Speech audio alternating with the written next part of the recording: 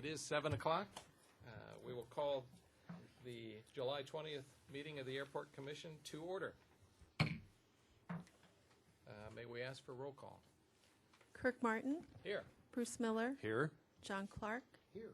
Chris Colbert, Here. William Gilbert, Here. Patricia Griffin, Here. Scott Tracy. The public comment section at the beginning of each meeting. Any member of the public may address the Airport Commission on any subject matter within the jurisdiction of the Airport Commission that is not on the Commission agenda. Total time for public comment is 15 minutes. If you wish to address the Commission under this item, please complete the request to speak form. Are there any requests to speak this evening? No requests, Chairman. Thank you. Reports relating to the agenda items are available for review and have been posted on the website and the bulletin board. And of course, we also comply with the Americans with Disabilities Act. Let the record show that Commissioner Tracy has joined us. Thank you. Are there any changes to the agenda? No changes. Notices that the Lease Review Subcommittee met on Monday, July 11th at 1 p.m. in the Airport Administration Building. The meeting minutes are attached. And also that on July 14th, the Airport Commission Secretary duly posted the agenda on the bulletin board at the Administration Building. Concerning the minutes, is there a recommendation? I would like to move that we pass on the reading of the minutes. Is there a second? All those in favor of waiving the reading of the minutes signify by saying aye. Aye. All those opposed? Abstentions? That's the word I want. Hello. The consent calendar. We are to the new tenant lease agreements. Yes. Did you want to say anything about the leases? Unless you have questions on the new leases, I believe those were vetted at the Lease Review Subcommittee meeting. Okay, very good. Is there a motion? Make a motion, we accept the consent calendar. I'll second that. All those in favor of accepting the consent calendar items signify by saying aye. Aye. All those opposed? Abstentions? Motion carried to accept, to recommend that we approve and authorize the airport director to execute the consent items. And we are to the liaison reports. I don't believe we have a liaison from either the City of Goleta or the City of Santa Barbara this evening. I don't see that. Let the record show that there are no liaisons here present. So we are to the administrative report section. Yes. Ms. Johnson. Thank you. Tonight, Rebecca Fribley will give you a report on the T-Hanger lottery. Remember, we do that on a quarterly basis. So, Ms. Fribley. And I don't see the bingo mall machine yet. No, I'm Sorry. afraid not. Drat. We have had one hangar open up, and the top person on our list, Barry Schulman, will take possession of his hangar in the middle of August. We currently have 4 people on the list and have received 1 application by the deadline of 5 p.m. on July 6th. So I am recommending to Airport Commission that we add the sole applicant for the period April through June, Mr. Ronald Fendon, to the airport T-Hanger waiting list. Is there a motion? Recommend we add Mr. Fendon to the airport T-Hanger waiting list. I'll second that. There's a motion to add Mr. Fendon. All those in favor signify by saying aye. Aye. All those opposed? Abstention? Okay, and the next lottery drawing will be on the 19th of October. Thank you. And the proposed airline rates and charges. And some changes as well. To the charges. Right. I'm going to have Mabel assist here. Tonight, would like to go over the background for the proposed rates and charges with the airlines for our new airline terminal, and then have you hopefully recommend approval to City Council. You'll recall that our airlines do not have lease agreements. They operate under permits, and they have always at Santa Barbara operated under permits. And historically, those rates, when we brought them to Airport Commission, have been based on our past expenditures. So we had good documentation for setting the rates based on our actual cost. This last year, we did that once again, and we established rates for the airlines that began in October, which has been our mid-year, we did that so that we would have the end-of-year cost so that we could formulate what the rates should be. So last year, we brought to Airport Commission a recommendation that the terminal building rate be $80 a square foot. We talked about landing fees at $250 based on decreased landed weights that we had, and that we established the employee parking rate at $354. Also in October, we met with the airlines and we distributed information based on a new methodology for the rates, and we'll get to that here shortly. You'll recall we've had some major changes in airline activity in the last couple of 3 years. I hate to put this slide up here. We went from 12 destinations down to 5, and we have 5 carriers now working with us. Actually, we have 2 airline managers. One who does SkyWest does United, and then American Eagle handles Alaska, Frontier, U.S. Airways, and American Eagle. So you have one manager managing all those airlines here in Santa Barbara. So we've reduced our capacity, but our loads are going up, which is good. We are filling the seats that we have. With the new terminal, we've finally established an opening date, although it's going to be an opening evening date. The airlines want the aircraft that remain overnight to be at the terminal for departure the next morning, as opposed to going to the old terminal and then having them towed over. That didn't work. So they will arrive at the terminal on August 17th. That last flight's in, and then on the morning of the 18th, they'll take off, and we'll be in full operation at the new terminal at that point. You'll recall when we did the budget, we do have debt service in fiscal year 2012. It's one payment scheduled for June. And then 2013, of course, we pick up and we have the full debt service load at that point.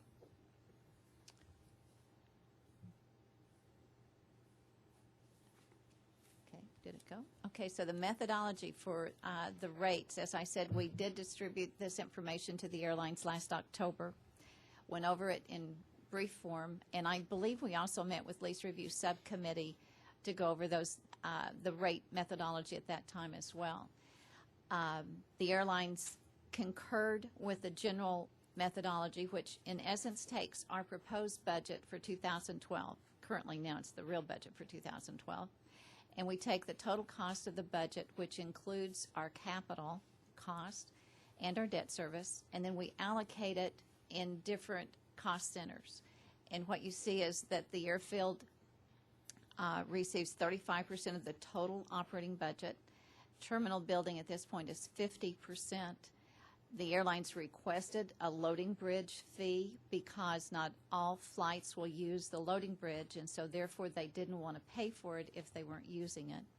So 0.4% of our budget is for the loading bridge, our operation expense, and commercial industrial is 10%, and other is 4.6%. And other would include roads, parking, administration, that sort of thing. So once we have our cost allocated, then we want to make sure that everyone understands that it's our direct and indirect expenses for maintenance and operation. It does, as I said earlier, include debt service, but it's debt service minus the amount that will be paid for with passenger facility charge. When we did the debt, we had two forms of revenue. PFC's one, and airport operation is second. We also, because the city requires it under resolution, that our reserve accounts, the mandatory city reserves, have to be funded. That cost is also part of this methodology. So when we calculate, this is a lot of words, but I'm trying to do it, at least review. I know it was less, it was complicated, and I'm trying to make it less complicated this way.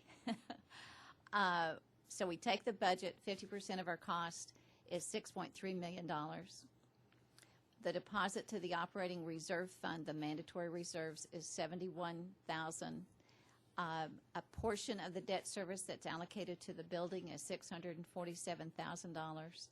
And then amortization of $164,000, that's from our capital program that is funded with airport dollars. So what we're trying to do is to amortize our capital expenses so that we continue to have funds available.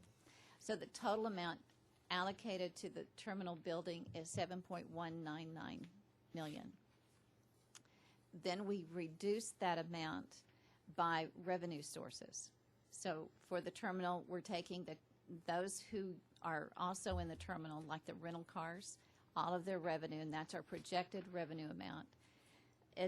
In our concession revenue from the gift shop and the restaurant, we reduce the obligation for the building by that amount, leaving us with a net of $5.1 million, almost $200,000. Total square footage leasable in the terminal, 67,586, is divided into the $5 million for a per square foot rate on an annual basis of rounded to $77 per square foot. Based on that, and based on the number of square feet that the airlines are actually renting, then we should generate $1.7 million in building rental from the airlines. Questions on this one? Okay. Then going on to the loading bridge, similar formula. We take maintenance and operational costs, that's that 0.4%. No debt service on this, but we do have debt service on this one of $132,000, which is basically the jet bridge cost, and we could amortize that. So our requirement is $180,000. Then we take a turn, and a turn is each time an aircraft uses a boarding bridge. We project, based on the current flight schedule, that we'll have 4,300 turns within a year. So we take that number and divide it into the $180,000, and you come up with a $42 turn fee. Based on that, we should generate a little bit more, $181,000. Is $180,000 just maintenance, or is that for the payment of? Maintenance and operation costs, which would be maintenance of the bridges themselves along with utilities. We're estimating at this point, based on our budget, that it's about $48,000. And then the debt service is $132,000 for a total cost of $180,000. And just for playing devil's advocate, if we lost flights, that would change that mix, and if we gained flights, that would change that mix as well. That's A correct. turn would be if they land and use the bridge, that's one turn, and then if they take off and use it, that's a second turn. A turn is both. A turn is they land, they go to the bridge, they deplane, and in plane it's one turn. Thank you. Okay. And then on the landing fee, this Sorry, is not to interrupt. What is the length on the debt service when we would anticipate having that paid off? it's 30 years. 30 years. The bonds were 30 years. So on this one is the calculation, the landing fee. Once again, we take, at this point, we're taking the whole budget, operational budget, and the capital. And our net debt service requirement, and that's net from the passenger facility charge. Our deposit to the operating reserve, our total amortization for cash-funded capital projects, for a total cost that we need to recover of $14.2 million. And then we put in all of our income from commercial industrial, all of the income from all other revenue sources. We add in or subtract out the proposed building rental of 1.7 and the loading bridge fees. So now we're getting to a net that we need to cover, and that's $1,042,000. This one is done on projected flights and aircraft. And on the weight of the aircraft, we're hoping it's 440,000, 440,000, but it's in 1,000-pound units. That number is divided into the $1,042,000, and you come up with a rate that's less than $250, but the airlines agreed to go with the $250 per 1,000-pound landed weight as a margin of error. So based on the $250 and the projected landed weights, we should generate $1.1 million in landing fees. Was the landing weight projected on current Schedule. five? Current airlines? 5 airlines and their schedule. And we always ask if they're going to add flights, decrease flights. And as you know, they do that cyclically. In the fall, they'll drop off flights, they'll add them over holidays, they'll decrease in January, they'll add in the spring and the summer. So, but that's based on the historic amount. Okay. Once we, as I said earlier, we had distributed the information to the airlines in October. We met with them again in April after we had completed our budget and submitted that to the city administrator. We made numerous revisions to the spreadsheets to see how the airlines would accept the dollars, and we finally reached agreement on June 30th. And all the airlines have agreed to the rates that we're proposing. Once again, in summary, it would be $77 per square foot per year, $42 per turn, and $250 per 1,000 pounds for the landing fee. We're always asked, how do our rates compare to other airports? And that's a hard one to do because every airport is different and every agreement is different. But the airlines use the cost per in-plane passenger as a guide. And that's not it's a ratio for them. It's not a specific charge, but a ratio of what their charges are per airport. It's the total airport cost to an airline. And it's divided by the number of passengers who in-plane. And as you know, it will increase as the cost increase. It will also decrease when you have increased passengers. In Santa Barbara, in the bond feasibility report that we first did in 2008, before we ever issued the bonds, the rate was projected at $7.50. After the economy dived in 2008 and we were ready to sell bonds in 2009, that cost was projected to be $8.95. With the rates that we're proposing for 2012, it's $8.06. So we're under the bond projection, and for 2011 and for probably the past 5 years, we've been right at $5.64 per in-plane passenger. We're still very low on the chart for other airports. I noticed San Jose, their cost per in-plane passenger exceeded $20, and their city council directed the airport to try to get it down to $12 per in-plane passenger. They took some dramatic steps to do that, including cutting half of their airport employment from 400 employees to 200 employees. And they were looking for changes in ARF and in patrol or in police activity. So dramatic changes. So they're really having difficult time. So the airlines are comfortable with our cost per in-plane passenger as well. And as was reported earlier, we did meet with Lease Review Subcommittee. We went over the rate-making formula and the rates, and at that point, the committee recommended approval, and both Commissioner Colbert and Griffin attended the lease review. I'm not sure if you have any comments that you'd like. I like your new summarization. It's easier for us to follow, so I appreciate that a lot. Thank you. Hazel, I think a comment that's worth bringing up and allowing you to make a comment, I should say, is talking about that the operating expense for projection. I mean, it's a projection. It's not based on the actuals. Correct. Might talk about this is an outlook, and that your agreements with the airlines cover actual.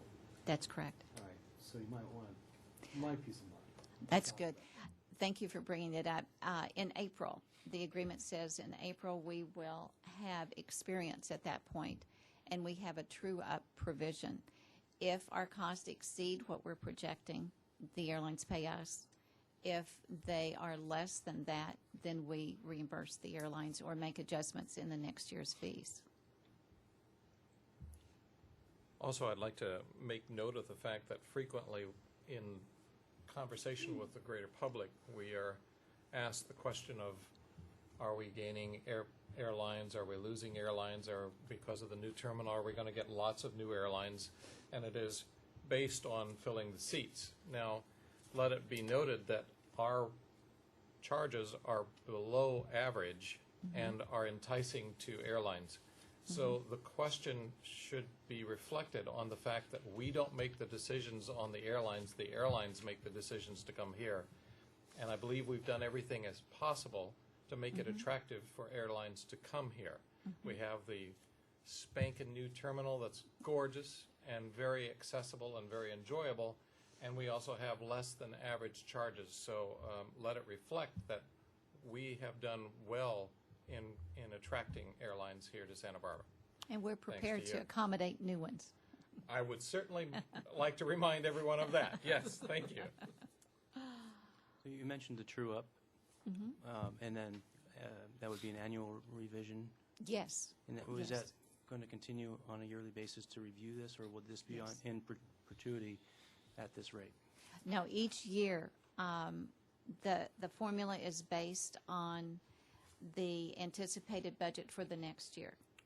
We have the true-up provision, and that, whether it's up or down, will factor into the calculations.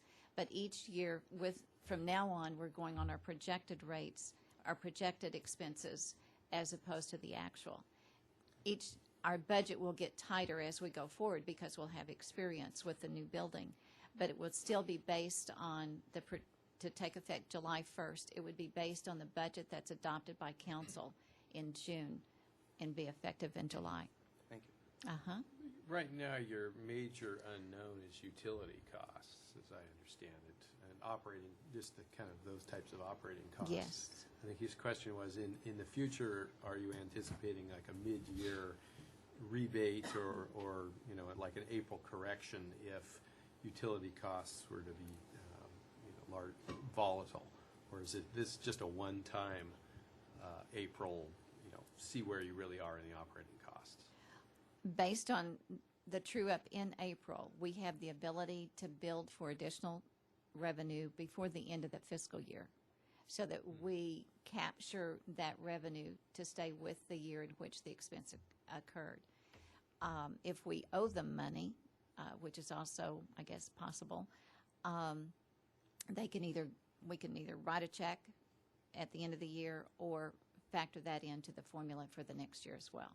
Right. But in the future, you're not anticipating putting that mechanism in place. Every year there's a true-up. Oh, okay. Every year there's a true-up. That's correct. Yeah, it's standard. What I might add is, I can't speak for the airline industry, but it's very common practice in the commercial real estate industry for shopping centers and the like. That, you give your best shot at it. It's only fair. If I could just take this opportunity to also point out that when you're running a $12 million budget like that, there isn't a lot of contingency there, and the airlines are not really there to help you through a tough spot. But this true-up, this provision, is going to give you peace of mind that at the end of the day we'll be able to recoup. I might also add that the airlines are not terribly interested from what I understand, to paying in to some very healthy capital reserves. And so our capital reserve program, in my humble opinion, is very, very skinny. I mean, you're looking at a brand new facility today, but, you know, the people will be sitting here 10, 15 years from now, when things start breaking down and, you know, providing big tickets for air conditioning replacement, roof replacements. And these are considerations that should be made going forward, how we do that. But the That's opportunity correct. isn't here today. That's correct. But you're absolutely right. The airlines they were very concerned. Not concerned isn't the right word. They were very curious about the mandatory reserves that the city has required of us and wondered what the money was for. Was it just sitting there? Aren't you going to spend it? They really didn't like the idea that we had those reserves in place. But they finally understood that they're there, they will remain, they will be fully funded, and they will participate in funding those reserves. Another point to add would be the fact that those reserves are fully funded, and there's a lot of press very recently about the fact that reserves in other capacities in the city and some of the county budgets are not necessarily fully funded. And so efforts are being taken to regenerate those funds, and that is not something that the airport has tapped into, and they are fully funded. And I think it's important, as all of these meetings are, for the public to take note of the fact that the reserves are fully funded, the fact that we didn't spend tax dollars on gala grand openings and things like that. These are things that I pride the fact that the commission is able to discuss and be the liaison to the public. And so once again, this is a badge of honor that it is done. And so my hat's off to you in providing that. Thank you. Whether the airlines are thrilled with it or not. Can't please everyone. So, Is there any other conversation or question concerning the proposed airline rates and charges? I was going to thank you because it's very comprehensive thank in the you. report, and I appreciate the effort that went into that. Thank you. A lot of detail. Is there a motion? I'd like to move for approval. And I'll second that motion. All those in favor of approving the proposed airline rates and charges signify by saying aye. Aye. All those opposed? Abstentions? The commission recommends that the approval be presented at the city council. Thank you. Thank you. And do we have a director's report this evening? A very brief assistant director report. I'm sorry, it wasn't noted in the agenda be amended to the assistant director's report, please. Once again, Karen always points out the employments are passenger traffic, and this month I was hoping to just pass it because June was not a particularly good month for us. I did ask the airlines why we were so far off with a 12% reduction. 25 flights were canceled, and I forget about bad weather in other parts of the country, but hail and thunderstorms in different cities like Denver really did impact us. So that's what they were indicating. The other item, the master plan, we are getting closer and closer to getting all of the documents together for the FAA so that we can submit our application again and change that out so that we can get started on that process hopefully in September. The AIP grant has to be issued by August 15th, and I'm doing everything I can to get that done so that we don't miss a year on that master plan. The terminal grand opening events, Lynn Houston, our photographer and marketing assistant, sent out an email to everyone about the link to the slideshow, and it sort of reflects the energy of that night and just what a special time it was, and a fun time, I think, for all of us. And where would someone in the public find that slideshow? It's on our website, flysba.com. Come right down to the center, and it has a link for the gala. Thank you. I saw it and it was very good, so I Thank just you. came over tonight. Thank you. I think so, too. I think the Spelled my name right. Well, that's good press. Commissioner Gilbert, if we can't do that by now, we're in bad shape. So that concludes my report. Mr. Lincoln, do you have any comments you'd like to make? I do not. I did have a question for Mr. Lincoln. I wasn't sure, as prominent as this was at the gala, did you hear any good comments from the mime?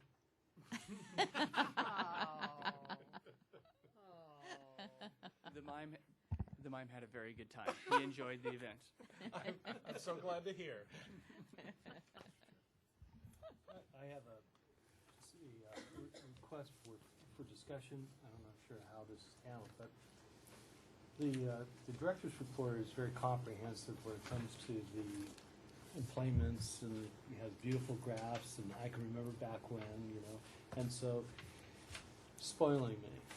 But I'm wondering if that same discipline, again, at a summary level, could be used, let's say, in like an item like item number C, under capital projects, something, a significant capital project, criminal project, whether it's a graphic on actual versus projected expenses, or timing, just kind of the critical factors that we should all be monitoring, because there really isn't any visual tool here that could just jump off, are we on track, are we ahead of schedule, which, it's been a fabulous story, but I think we all could benefit from something like that.